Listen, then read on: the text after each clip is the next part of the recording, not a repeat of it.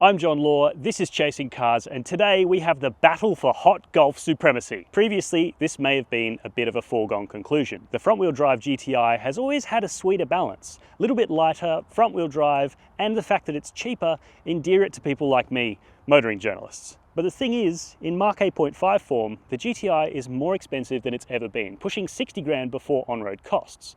Meanwhile, the R has a newfound focus and driver enjoyment that it never had in the past. It was always a straight line rocket, but didn't have that nuance that the GTI did. Now, that may very well have changed. So today, we're going to be comparing and contrasting these two cars, checking out the cabins, but most importantly, how these cars drive on some good country roads, and give you a verdict, whether you should spend that little bit more to go for the R or step back into the classic Golf GTI. I'd love to hear your thoughts, so leave them down below in the comments section. Hit subscribe if you haven't done so already, and let's get into it. Chasing Cars, honest reviews of your next car. Brought to you by Direct. Now, if you haven't shopped for a hot Golf in a little while, you may be about to get a bit of a shock because the prices have crept way up. This GTI is $59,990 before on-road costs, and as specified here with the King's Red paint, sunroof, sound and vision package and Vienna leather upholstery, it is $73,000 on the road in New South Wales. That's 30 grand more than you used to be able to pick up a Golf for. They were 40 to 45 grand just 8 years ago, including on-road costs. So that does seem quite steep, but there is a lot of stuff in there that we'll come to in a minute. Right, 73 grand GTI, I can understand if you need a minute to catch your breath. But also, this car makes the R next to me look like comparatively pretty good value. An extra 50 kilowatts, an extra 50 Newton meters, all-wheel drive, more than a second faster to 100 k's an hour, and you get the leather upholstery and sound and vision package thrown in for free, and yet it only costs $79,990 before on-road costs, or as you see it here with the sunroof, $79,400. So only 6 grand more than a GTI. That's less than 10%. So to me, it seems pretty ridiculous that you'd bother saving $6,000 over this GTI, but maybe that'll bear out in the cabins and in the driving experience. I think it does actually affect how they look as well, because the R should be a more hardcore looking car, and that spoiler looks great. The rear end, the quad reel tailpipes, what a cool looking car. But at the front end, it's actually the GTI that looks better. In Mk8.5, guys, both get these newer, crisper headlights and a different design front bumper, but with this lovely honeycomb grille that calls back to the history of the GTI, and these gorgeous Queenstown 19-inch alloy wheels that remind me of a Mk8.5 GTI alloy. This car just looks that little bit better, at least in my opinion. You can let me know your thoughts in the comment section down below. The Mk8.5 GTI benefits from all the changes made to the regular Mk8.5 Golf, comprising technology, material and usability upgrades that make this cabin easier to live with the GTI sprinkling a nice layer of jazz on top of it to feel just that little bit special. Red stitching, these optional leather upholstered chairs with the white and red tops, they look really good, but also the regular tartan upholstery is really nice and would probably be my choice. The other thing making this Golf feel a little bit better than the rest of the cars on the road is the way the doors close. They close with such a heavy thunk. So satisfying, and you do need to give them a bit of a slam. It is a Volkswagen hallmark and it continues to this day, so that's really good to see. Build quality also seemed pretty good with minimal rattles and creaks out on the road. Now let's talk about the touchscreen and usability, because it is improved. 12.9 inches in size, you've got illuminated controls for the heating and ventilation adjustment, persistent panel across the bottom with easy temperature, easy shortcuts to climate control, and a shortcut for air recirculation. You also have these customizable buttons at the top here. If you go into this one, the little vehicle, you can plus and change whatever you want. That's really nice. ESC Sport lives in there. You have a shortcut to disable the stop-start system and a shortcut for the driver assistance systems where you can easily disable lane keep assist. So that's all really nice. Wireless Apple CarPlay, wireless Android Auto. Although we did have a couple of issues during testing with dropouts, especially under toll gantries, which really annoyed me as a resident of Sydney, but the optional sound and vision packages, Harman Kardon stereo, is really nice, crisp and quite warm. I thought it was nice in this GTI. Also comforting were the 8-way adjustable leather appointed seats, which get heating and ventilation in the GTI. Optional package, of course, but it does make this car feel a little bit more luxurious and justifying of its over $70,000 price tag when you get on the road.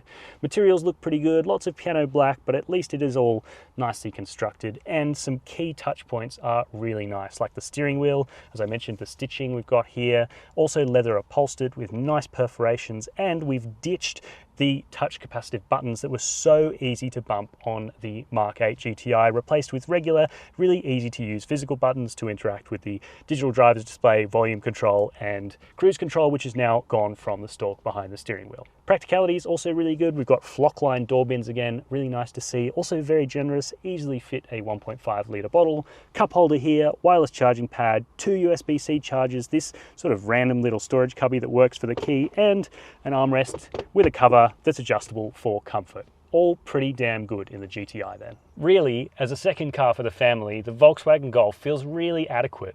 At 188 centimeters, I'm quite amazed by how much space I have back here. Good headroom, good toe room, enough knee room, brushing against the chairs, but at least they're soft backed. Good storage on the back of the chairs, vents, climate zone, 2 USB-C chargers, nicely scalloped back seats that will hold me in if the driver decides to go around corners a little bit quickly, which this car does encourage you to do so, and things like a fold-down armrest. It all feels really rather well equipped. Vision out isn't bad either, got good side visibility, reasonably good out the front.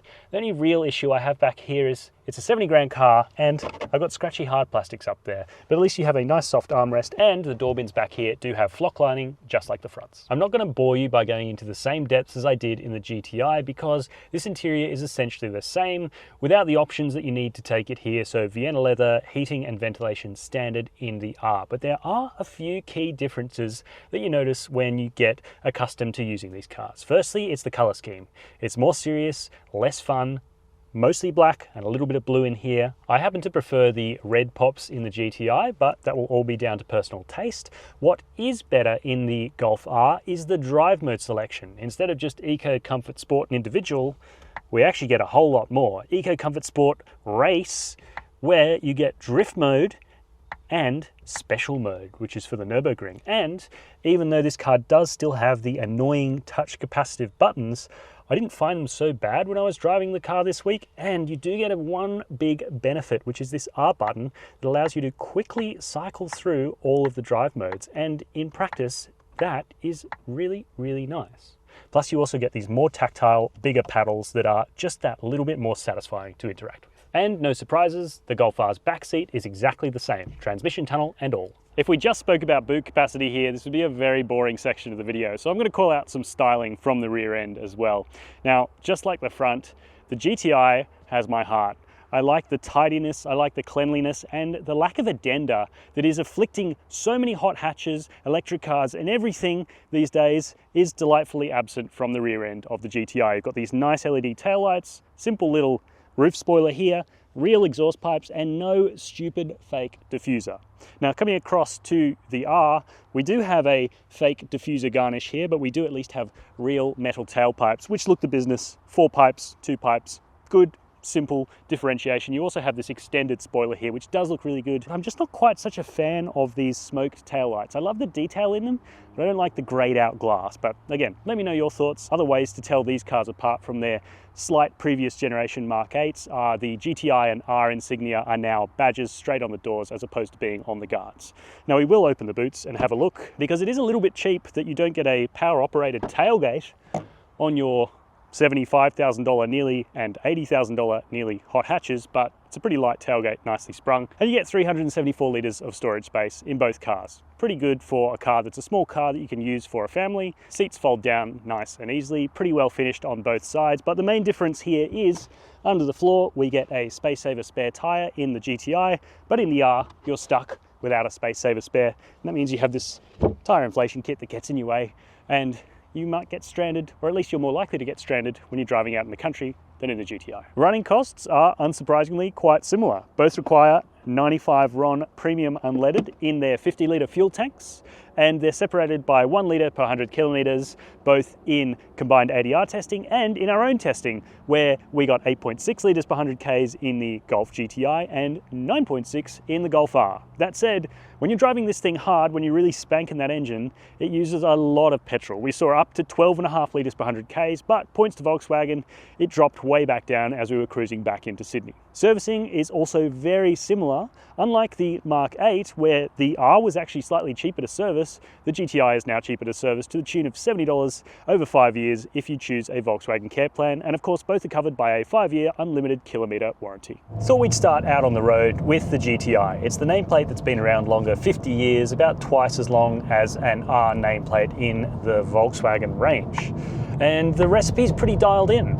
Front wheel drive, small car, with more power than the regular, a little bit more suspension focus, but still maintaining everyday practicality, usability, and comfort, and being quite light on its feet and enjoyable and adjustable for the driver. This car has obviously evolved a little bit over the years. We've got 15-way adaptive dampers, we've got a 2-litre turbo petrol engine, which is making more power than it's ever made in a standard GTI in Australia, 195 kilowatts, and it also makes 370 newton meters. Those are pretty healthy figures, all add up to a sub 6 second 0 to 100 k an hour time, 5.9 seconds, and that's exactly what we timed it at our Chasing Cars test facility.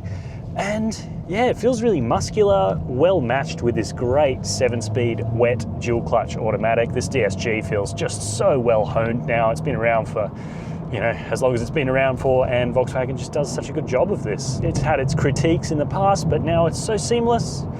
You've got a standard mode, we're in comfort now. You can ratchet it up to sport. You can do that by pressing that or going through the drive mode selection as well. And the paddles are relatively good to use. They're a little bit sort of ribbed on the back so you don't miss them. And it's nice and responsive. I will say it does change up when you get to redline on its own accord, which can be a little bit annoying sometimes. We'll cover the daily usability first because the Golf GTI, look, it may be a sporty car, but let's be honest with ourselves, it's going to spend most of its time day-to-day commuting, and it's a really good car for that. Great visibility. I like the extra little bit of forward glass there, relatively thin A-pillars, and a good, comfortable driving position. Now, speaking of comfort, for whatever reason, this Mark 8.5 feels a little bit stiffer than I remember the Mark 8 feeling. Whether that's because this car now gets 19-inch alloy wheels with 235/35 Bridgestone Potenza SO05 tyres as standard, or whether there's been some changes to the suspension. They haven't detailed what the changes might be, Volkswagen, but it says this car has been refined. I'm not entirely sure, but yeah, I just remember the Volkswagen Golf GTI having a little bit more breathability, a little bit more range than this car, which can feel a little bit stiff, especially across stutter bumps like those that we just went over. So it'll be interesting to see how the R compares to this car. Noise insulation is also pretty good for a hot hatch, definitely less of a rowdy place than a Hyundai i30N, which can be quite a loud car up on the freeway. Lots of engine noise, lots of tyre roar, fair bit of suspension noise as well. Similar in refinement levels to a Civic Type R, if not a little bit better. Now let's get to the fun stuff. Driving this car quickly, what the GTI is meant for, and why you'd buy one of these over a cooking R-Line, which is just that little bit more comfortable and really also a stellar handler. But this GTI should be more fun, should reward me as a keen driver. So let's go into our individual drive mode here. Using the touchscreen, I've got this set just shy of Sport for the 15-stage adaptive dampers, Sport for pretty much everything else, including the steering, and I should add, we've also got ESC Sport mode in my little shortcut menu there, which is good. We like ESC Sport mode, just gives you a little bit more leeway. And we can dive into this car, and straight away, it's a Golf GTI. It's classic. You know the formula.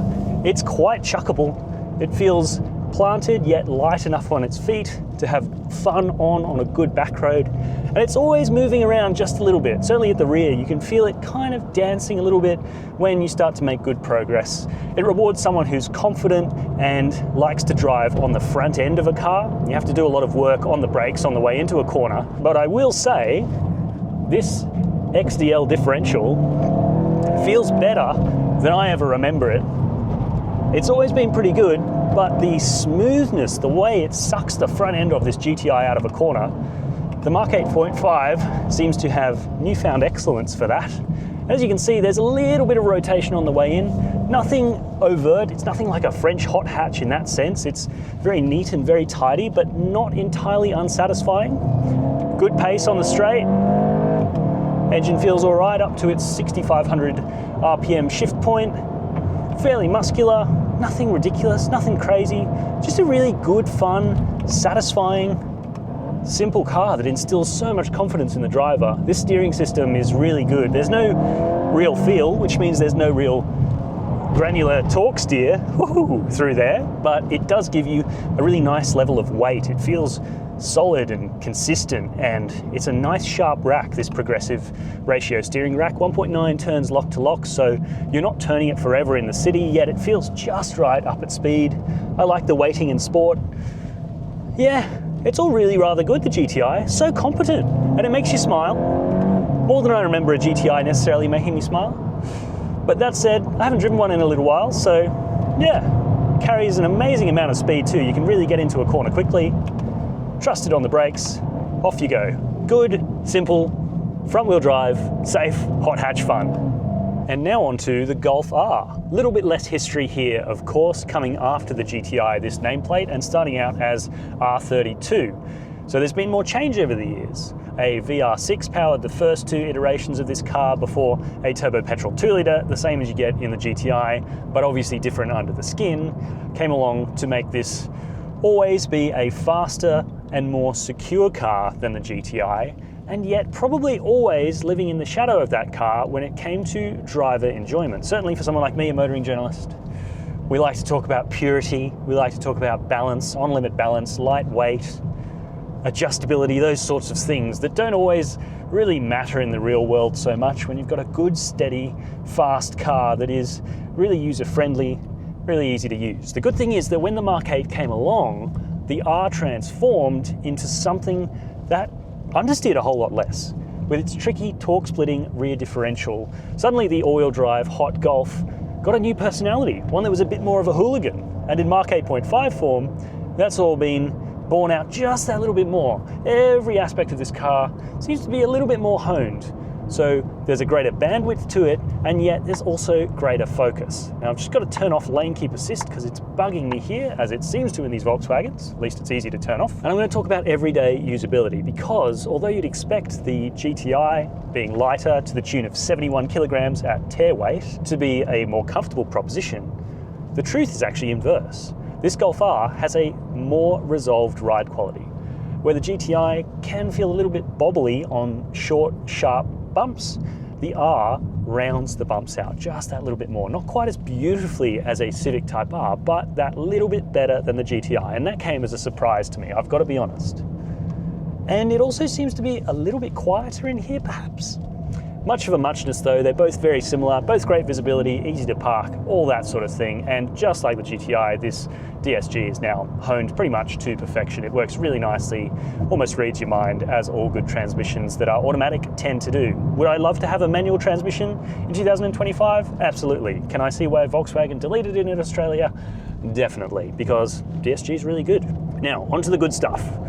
The Golf R, we've got an extra 50 kilowatts, we've got an extra 50 Newton meters, and we've got an extra pair of driven wheels. Obviously we've got rear-wheel drive, and we have that tricky torque-splitting differential back there. We're going to swap it into a slightly more aggressive mode, coming from comfort. I'm going to go, I think today I'm going to pick our special mode, the Nürburgring mode, because I think that should be about right for the test track we've got here. It's a little bit bumpy, but still smoother than your average country road. And that amps the steering weight, which again, really good, amps the engine noise, amps the throttle response, and it also has a more aggressive shift setting than the GTI. It's S plus as opposed to just S, and where the GTI, I have to take manual control, the R, I am very happy leaving this thing in its automatic program, because it's almost Porsche PDK-like in the way it just knows when to shift cogs. Perfect, there you go. And if I go through here, I'm gonna go ESC Sport, of course, and I'll demonstrate something else I like about the R. And that is, if we're in manual mode, it should bounce off the rev limiter. Haha, nice. Means it won't upset you mid-corner.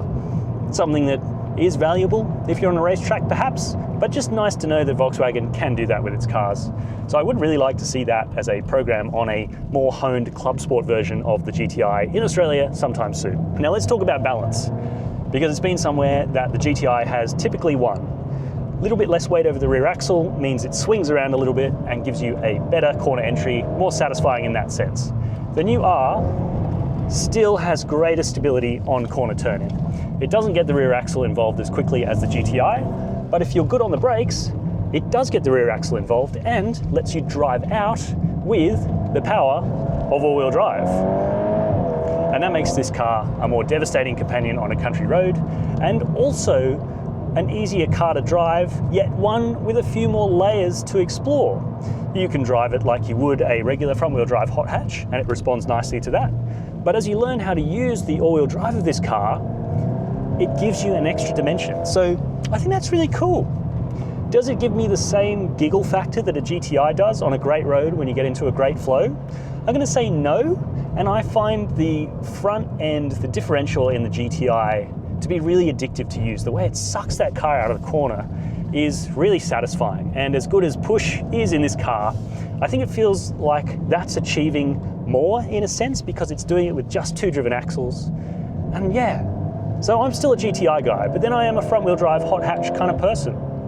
And the more I get into the limits of this Golf R, the more I appreciate it. So food for thought there, definitely. Definitely. You also have other modes to play around with, of course, the old drift mode, which we might have a little go on in a second. It's one of those modes that you sort of play with once or twice and then go, oh, that feels a bit rough on the road, you know? Maybe in wet conditions. We've got our little hairpin here. Let's see if we can't get it swinging in. There we go. Yeah. Once you get on the boil with it, it's kind of cool. Where it's not exactly the last word in precision or driver skill. It's sort of just the case of planting the throttle mid-corner and letting all the electronics figure it out. Let's see if we can get a good one going. There we go. That's so weird. What a strange feeling. I should add, we're on our private test track here at the Chasing Cars facility, so do not do that on the public road. But that's what I mean. The Golf R, it really does seem to have a little bit more breadth. And although I keep coming back to the fact that the GTI is all I ever need, and the fact that I like that balance, equally I can see why you'd go for the R, especially if you wanted to modify this car, because having that extra driven axle, well, you can make huge power. And that's something this car feels like it could easily handle.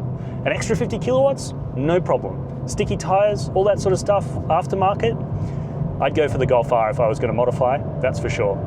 As it stands though, I do like that extra purity and the joy and the lightness of the GTI. Let me know your thoughts. Time for a verdict on which hot golf is best. And this is something I've been grappling with since I picked these cars up, because my default is to go GTI. It's lighter, it's more dynamic, and the dynamics are friendlier to me, someone who loves front-wheel drive hot hatches. And yet the new Golf R is so bloody good. You can get it rotated on turn-in and it doesn't all fizz away halfway through the corner because you can drive out with that rear axle. And with all those drive modes to explore, it feels like it has a couple of more pages in its book for you to read and get to know. So maybe it would be the more involving and better car to live with. But for me, what I would do with my money is get a basic Golf GTI, go to the dealership, bargain really hard to see if I couldn't get a couple of $1,000s off the drive-away price, and be really happy. Tartan seats, the simplicity of a basic Golf GTI is still just so charming. That said, I am very excited and hopeful to see a club sport version arriving here in Australia with a bit more power and a bit more focus, and I think that would be the perfect car for me. But I'd love to hear your thoughts in the comment section down below. Are you an R fan? Are you a GTI fan? Let me know. While you're there, why not hit subscribe to Chasing Cars? And as always, thank you very much for watching.